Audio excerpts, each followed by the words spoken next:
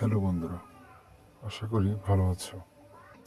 আমরা সিম্পল একটা জিনিস সবসময় দিতেই থাকি, দা বলবো নাকি দি বলবো। আজকের এই ভিডিওতে আমরা দা এবং দি উচ্চারণের বিষয়টা ক্লিয়ার করে দিব। দা এবং দি উচ্চারণের ক্ষেত্রে শুধুমাত্র সিম্পল একটা কৌশল অবলম্বন করব, সেটা মুখস্থ করে ফেলো। দা দি সি ভি, দাদি সিবি, এই জিনিসটা মনে থাকলেই হয়ে যাবে। সি মানে হচ্ছে কনসোনেন্ট, ভি মানে হচ্ছে ভাওয়েল।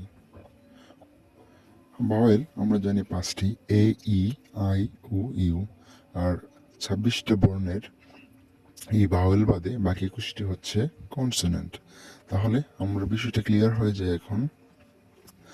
দার বরাবর হচ্ছে সি আর দির বরাবর হচ্ছে ভি, তার মানে কনসোনেন্ট উচ্চারণ বা কনসোনেন্টের আগে দা বলবো, ভাওয়েলের উচ্চারণ বা ভাওয়েলের আগে আমরা দি বলবো। যেমন the pen, the owl, the pen, pen consonant, উচ্চারণ কনসোনেন্ট, পেনের পি কনসোনেন্ট, এবং আউলের উ কনসোনেন্ট না, সেটা হচ্ছে ভাওয়েল। এর জন্য ভাওয়েলের আগে আমরা দি বলবো।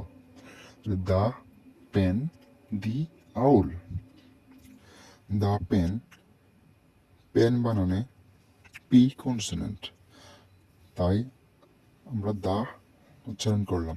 দি আউল, এখানে আউল বানানের উ হচ্ছে ভাওয়েল, তাই আমরা দি উচ্চারণ করলাম। উদাহরণস্বরূপ, the old man, the students. আজকে এই পর্যন্তই। ভিডিওটি ভালো লাগলে আমাদের চ্যানেলটি সাবস্ক্রাইব করে ফেলো।